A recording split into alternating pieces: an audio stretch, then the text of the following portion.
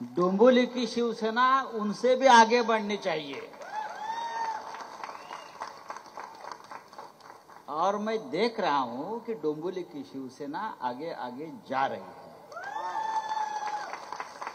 काय बरोबर ना? व्यासपीठावरील शिवसेनेचे सर्व माझे सहकारी, इंडिया आघाडीतले आमचे सहकारी, मग काँग्रेस, राष्ट्रवादी काँग्रेस, वंचित आघाडी आणि उपस्थित बंधू भगिनी, डोंबिवलीमध्ये साधारण एक 15-20 दिवसापूर्वी आपण उद्धव साहेबांबरोबर आलो होतो. गुरुनाथजी 13 तारीख बोललात ना आपण, आणि त्यावेळेला जे चित्र आम्ही पाहिलं उद्धवजींनी, कल्याण असेल, डोंबिवली असेल, अंबरनाथ असेल, कळवा असेल, दिवा असेल,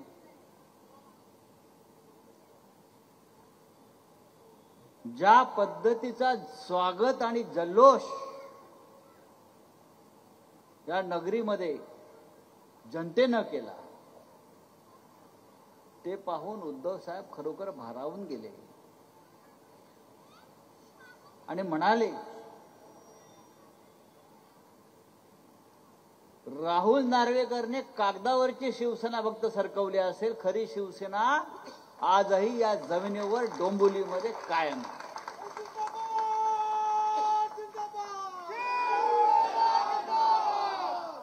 आज मला आमंत्रित केलं इकडल्या आपल्या सगळ्या पदाधिकाऱ्यांनी. 3 किंवा 4 शाखांची उद्घाटन झाली आणि प्रत्येक शाखेच्या उद्घाटनाला जो प्रतिसाद जनतेचा होता, शिवसैनिकांचा होता, ते पाहून मी एवढंच म्हणालो की आपली शिवसेना जमिनीवर आहे, बाकीच्यांची होर्डिंगवर आहे.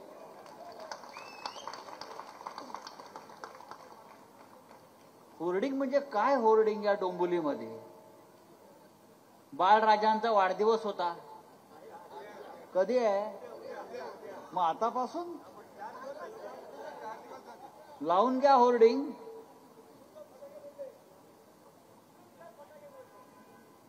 आता फटाके खरे फुटणार आहेत, तर बाळराजांचा वाढदिवस कधी आहे? बाळराजांचा वाढदिवस उद्या आहे आणि काल पोलीस स्टेशनला फटाके फुटले. आता हे फटाके जरी पोलीस स्टेशनला फुटले असले तरी ते तुमच्या खुर्ची खाली फुटले ते लक्षात घ्या.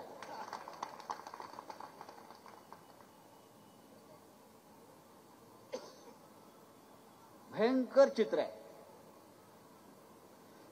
पण हे चित्र तात्पुरतं आहे.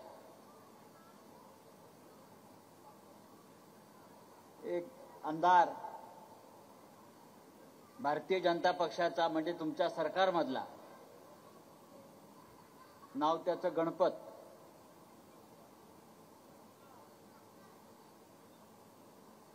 तो पोलीस स्टेशन मध्ये जातो आणि शिंदे गँगच्या एका माणसावर गोळीबार करतो. गँग आहे तो, ती शिवसेना नाहीये. शिवसेना इथे ही गँग आहे. पूर्वी आमच्या मुंबईमध्ये अशा डोंबिवलीत गँग होत्या ना, पूर्वी गोळ्या घालायचे, घातल्यात ना. डोंबिवलीमध्ये अनेक गँगने एकमेकांना गोळ्या घातलेल्या आहेत. अनेकांच्या घरात गेला तर भिंतीवर तुम्हाला फोटो लटकवलेले दिसतात. मुंबईमध्ये अशा गँग होत्या. मग ह्या गँगमधून हा फुटला, त्या गँगमधून तो फुटला, मग एकमेकांशी ते गँग लढत राहिले आणि मरत राहिले. असेच मरणार आहे ते, असेच. तर गणपत गायकवाड या आमदारानं भारतीय जनता पक्षाच्या, म्हणजे आपल्या सरकारमधल्या महायुती, काय महायुती, महायुती काय तर शिंदे गँग, अजित पवार गँग आणि मोदी गँग, या 3 गँगचं गँग वॉर हे पोलीस स्टेशनला कल्याणच्या गोळ्या घातल्या. कशावरून? फार मोठं राष्ट्राचं क्रांतिकारक काम नाहीये. जसं भगतसिंगांनी गोळ्या घातल्या, हुतात्मा कानेरेंनी गोळ्या घातल्या, चाफेकर बंधूंनी गोळ्या घातल्या, आणि आमच्या शिवसैनिकांनी सुद्धा या महाराष्ट्रासाठी आणि मुंबईसाठी गोळ्या खाल्लेल्या आहेत. सीमा प्रश्नासाठी आम्ही 69 हुतात्मे आम्ही गोळ्या खाल्लेल्या आहेत. संयुक्त महाराष्ट्रासाठी गोळ्या खाल्लेल्या आहेत. बेळगाव प्रश्नावर राम मंदिरासाठी आम्ही गोळ्या खाल्लेल्या आहेत. गोळ्या या गँगमधल्या ज्या महायुतीतल्या गोळ्या ज्या आहेत त्या कशासाठी खाल्ल्या? जमिनीसाठी. लँड माफिया, ज्याला आपण लँड माफिया म्हणतो, जमिनीवर कब्जा घेण्यासाठी गँग वॉर महायुतीमध्येच, जनतेच्या प्रश्नासाठी नाही. लोकांच्या आरोग्य, शिक्षण, नोकऱ्या, रोजगार, विकास नाही, जमिनीसाठी. गोळ्या घातल्या पोलीस स्टेशनला. मी असं ऐकलं की त्यानंतर ते जे कोणी त्या गँगचे मेंबर होते, शिंदे गँगचे, त्यांना पाहायला स्वतः मुख्यमंत्री गेले तुमचे. मुख्यमंत्र्यांच्या डोळ्याचं ऑपरेशन झाल्याचं मला कळलं. कोणी म्हटलं मोतीबिंदू आहे, मी म्हटलं नाही, मोदी बिंदू आहे हा.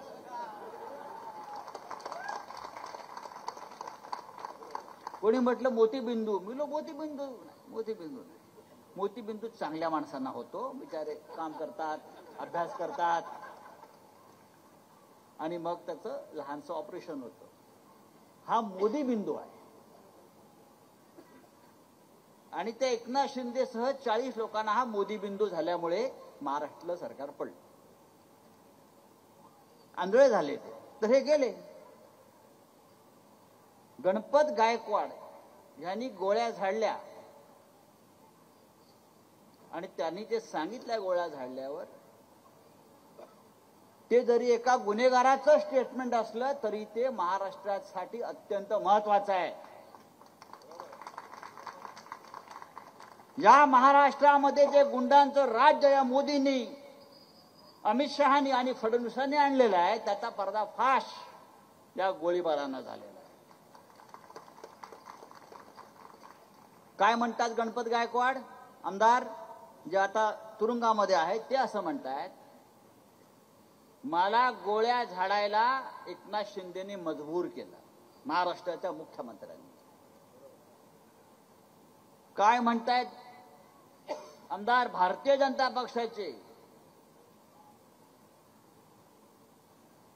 की मुख्यमंत्री पदावरील ही व्यक्ती एकनाथ शिंदे जितका काळ राहील तितका काळ या महाराष्ट्रात गुन्हेगारीचं पीक वाढेल, पैदाइश वाढेल, हा गुन्हेगारांना पोचतो आहे. आणि तिसरं अत्यंत महत्वाचं स्टेटमेंट, ते स्टेटमेंट असं आहे की माझे कोट्यावधी रुपये एकनाथ शिंदेकडे पडलेले आहेत.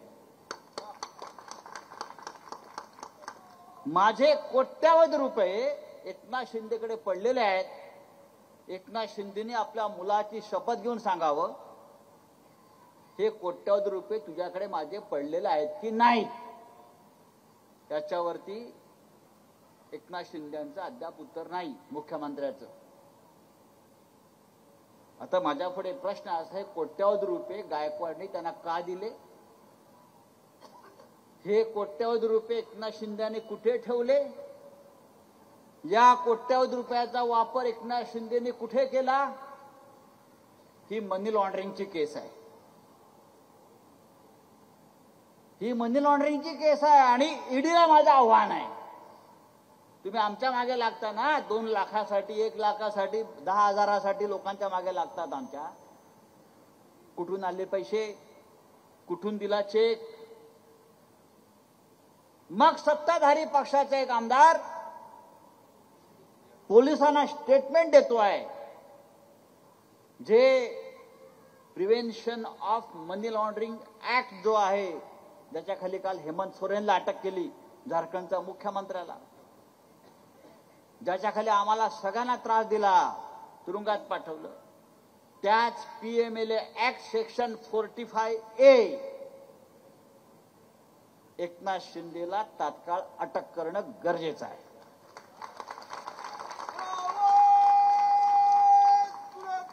जर एक कायद्याचं राज्य असेल, अमित शहा,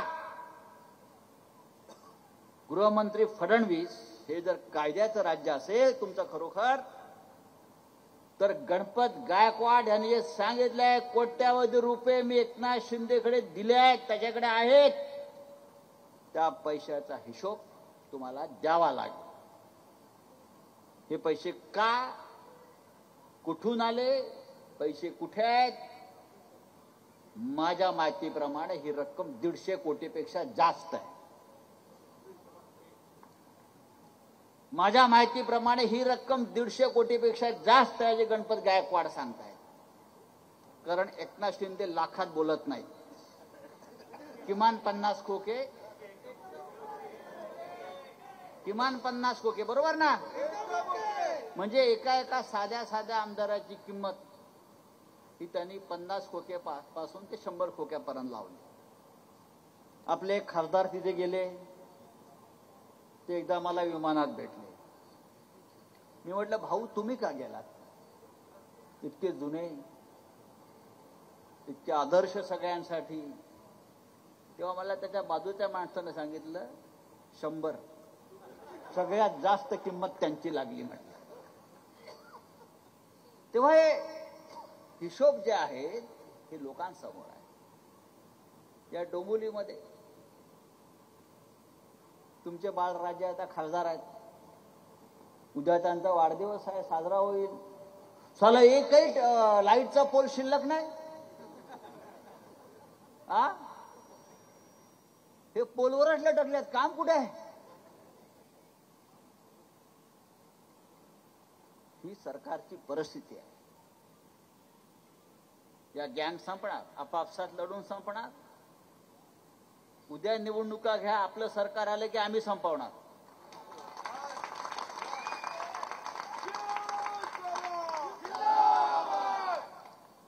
एन्काउंटर त्या अर्थाने घेऊ नका. आम्हाला माहित आहे गँग कशा संपवायच्या. आम्ही पाहिलंय फार जवळून सगळं हे. आता जी तुम्हाला सुरसुरी आलेली आहे ना, आमच्या लोकांना तुरुंगात टाकता, आमच्या लोकांना खोटे गुन्हे दाखल करताय. मगाशी मला वाटतं तात्याने सांगितलं, अजून कोणीतरी आपलं साळवींनी सांगितलं, गोळीबार झाला त्याच दिवशी भारतीय जनता पक्षाचा आणखीन एक नगरसेवक, काय मनोज राय, बलात्कारच ना 376 फरारी आहे. भाजपचं चारित्र्य, कॅरेक्टर.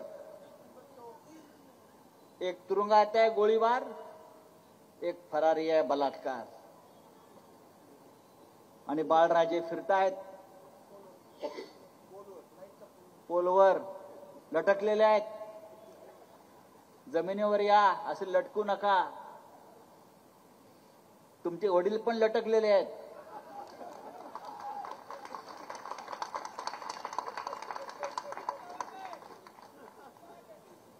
एक लक्षात घ्या, पण शिवसेना लटकलेली नाही. शिवसेना जमिनीवर आहे.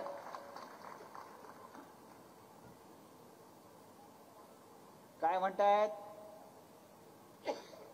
राम मंदिर म्हणे त्यांच्यामुळे उभं राहिलं. मग आम्ही का तिथे गोट्या खेळायला गेलो होतो? अरे बाळासाहेब ठाकरे नसते,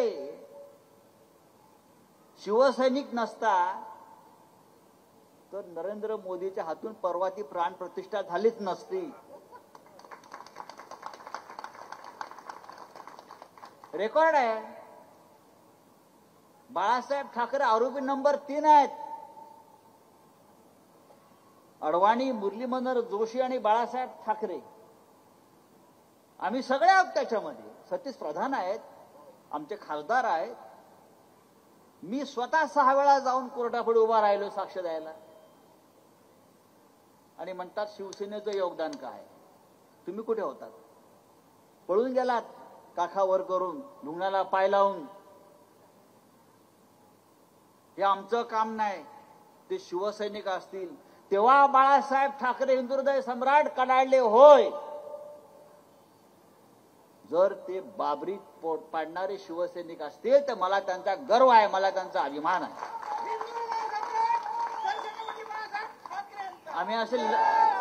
आम्ही असे लटकून नाही पडलो, आम्ही लटकलोय. कोणी तोडलं? आम्ही तोडलं की तुम्ही तोडलं? आम्ही तोडलं. बाळासाहेबांनी सांगितलं आणि तुम्ही आम्हाला विचारता, आम्हाला प्रश्न करता शिवसेना कोणाची? शिवसेना आमच्या बापाची आहे, बाळासाहेब ठाकरेंची, आणि ती आमचीच राहील. हे तुमचं आयुष्य क्षणभंगूर आहे. अरे दिल्लीमध्ये तुमचे मोदी शहाच राहणार नाही तर तुम्ही ते काय राहणार आहात भविष्यात? मला एवढंच सांगा, उद्या लोकसभेची निवडणूक या कल्याण डोंबिवली झाली तर या बाळराजांचं काय होईल? पुढे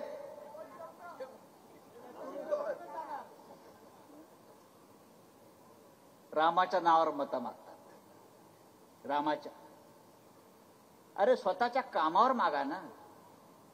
देवाच्या नावावर भिकारी मागतात. आम्ही नाही मागत. देवाच्या नावावर हे भिकारी मागतात. विकास काय केलाय, कामं काय केली, त्याच्यावर मतं मागा आणि मग बघा लोक तुम्हाला कसे जोडं मारतायत. या डोंबिवलीमध्ये आलो आणि मला खूप समाधान आहे की असं वाटत होतं त्या दिवशी उद्धवजी आले, आम्ही आलो, आज मी आलो, की ठिकठिकाणी महिला वर्ग असेल, तरुण मुलं असतील, आपल्या इंडिया आघाडीचे लोक असतील, एकजुटीनं सगळे उभे आहेत या महाराष्ट्रातली गुंडगिरी मोडून काढण्यासाठी, या देशातली हुकुमशाही गाडून टाकण्यासाठी. काल प्रकाश आंबेडकर आले. लोक म्हणत होते आंबेडकर येतील का नाही. आंबेडकर आले, आंबेडकर बसले, आंबेडकरांनी चर्चा केली. आम्ही सगळे, शरद पवार असतील, राहुल गांधी असतील, उद्धव ठाकरे असतील, प्रकाश आंबेडकर असतील, आम्ही ठरवलेलं आहे एखाद दुसऱ्या जागेसाठी कुठे वाद न करता 48 जागांवरती एकजुटीने निवडणूक लढायची. आणि या देशामध्ये जे परिवर्तन करायचं आहे त्याच्यामध्ये या महाराष्ट्राचं योगदान, या छत्रपती शिवाजी महाराजांच्या महाराष्ट्राचं योगदान आम्हाला सगळ्यात जास्त दाखवायचं आहे. आणि काय सांगा, प्रभू श्रीरामाच्या मनात असेल तर या देशाचं नेतृत्व करण्याची संधी आपल्या महाराष्ट्राला मिळू शकते. ते दिल्लीपर्यंत जातील आणि या देशाचं नेतृत्व करतील. आणि म्हणून आपण सगळ्यांनी, या डोंबिवलीकरांनी, कल्याणकरांनी एका एका जागेसाठी आम्ही संघर्ष करतोय. आणि डोंबिवलीमध्ये शिवसेनेचा विजय होणं हे गद्दार रूपी रावणाच्या छातीवर पाय रोवून भगवा फडकावण्यासारखं.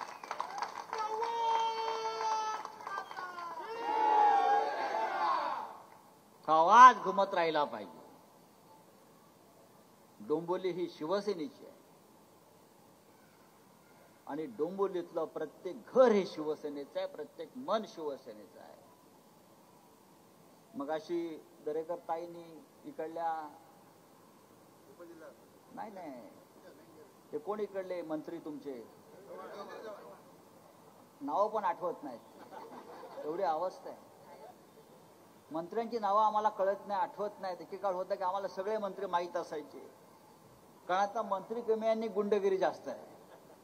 आम्ही गुंडांची नावं लक्षात ठेवत नाही. हे डोंबिवलीत कमी असतात आणि तिकडे कोकणात झुंडगिरी करायला जास्त असतात. रस्ते बघा ना, त्यांच्याकडे तेच खाते आहे रस्त्यांचं. रस्ते पहा काय अवस्था आहे या रस्त्यांची, काय करताय तुम्ही? 40%, थेट 40% ना. डांबरात, सिमेंटमध्ये, रेतीमध्ये, वाळूमध्ये असे मंत्री आपल्याला लाभलेले आहेत. गायकवाड एक नाहीये, महेश गायकवाड 2 नाही आहेत, मनोज राय 3 नाही आहेत. या संपूर्ण महायुतीचं चारित्र्यच बिघडलेलं आहे. आणि म्हणून आपल्याला शिवसेनेला, महाविकास आघाडीला आणि इंडियाला एकत्र काम करायला पाहिजे. आज या लहान मुलांना बक्षीस दिली आपण, चित्रकलेचे बक्षीस आहेत, लहान मुलांना बक्षीस दिलं. आणि भारतीय जनता पक्षाने अजून एका 97 वर्षाच्या मुलाला बक्षीस दिलं, माहिती आहे का तुम्हाला? आमच्या लालकृष्ण अडवाणींना भारतरत्न दिलं. ज्यांना या देशाचा प्रधानमंत्री व्हायला पाहिजे होतं, राष्ट्रपती व्हायला पाहिजे होतं, त्यांना अडगळीत टाकलं. ज्यांच्यामुळे हे प्रभू श्रीरामाचं आंदोलन सुरू झालं, ज्यांनी रामाची रथयात्रा काढली, ज्याने या संघर्षाला सुरुवात केली, ज्याने भारतीय जनता पक्ष आज जो दिसतोय सत्तेवर गेलेला, त्याचे सूत्रधार हे लालकृष्ण अडवाणी. आज त्यांना बिचारांना आज काय आठवत नाहीये, विकलांग आहेत, वृद्ध झाले आहेत. त्यांना गेल्या वर्षी पद्मविभूषण दिलं आणि आज भारतरत्न दिलं. असे या देशामध्ये खेळ चालू आहे. तुमच्या हातात आहे म्हणून तुम्ही काही करायचं, कसंही वागायचं. या देशामध्ये जी लूट सुरू आहे, या महाराष्ट्रात जी लूट सुरू आहे, ती लूट आपल्याला थांबवायची आहे. आणि म्हणून शिवसेनेच्या भगव्या झेंड्याखाली आपण जे सगळे एकत्र येतो, ते कोणतेही मतभेद न ठेवता आपल्याला पुढे जायचं आहे. मी डोंबिवलीतल्या सर्व शिवसेनेच्या पदाधिकाऱ्यांनी इतकंच सांगेन, एकजुटीनं राहा. बाळासाहेब ठाकरे यांचा आत्मा फार पवित्र होता. बाळासाहेब ठाकरे यांच्यासारखं नेतृत्व या महाराष्ट्रात आणि देशात झालं नाही. त्यांनी सदैव या राज्याचा आणि देशाचा विचार केला. त्यांनी सदैव सामान्य माणसाचा विचार केला. त्यांनी शिवसेनेची स्थापना सामान्य मराठी माणसासाठी केली, कष्टकऱ्यांसाठी केली. त्यांनी स्वतःचा स्वार्थ कधी पाहिला नाही. त्यांनी संपूर्ण आयुष्य महाराष्ट्रात झिजवलं. आज त्या महाराष्ट्राची लूट बाजूचं राज्य करताय आणि तुमचे हे मिंदे मुख्यमंत्री डोळे मिटून ही लूट उघडपणे त्यांना करू देत आहेत. ही लूट आपल्याला थांबवायची आहे. म्हणून शिवसेनेला, महाविकास आघाडीला, इंडियाला आपल्याला विजयी करायचा आहे. इतकंच मी सांगतो आणि तूर्त आपली रजा घेतो. डोंबिवलीत मला कधी बोलवा, मी यायला तयार.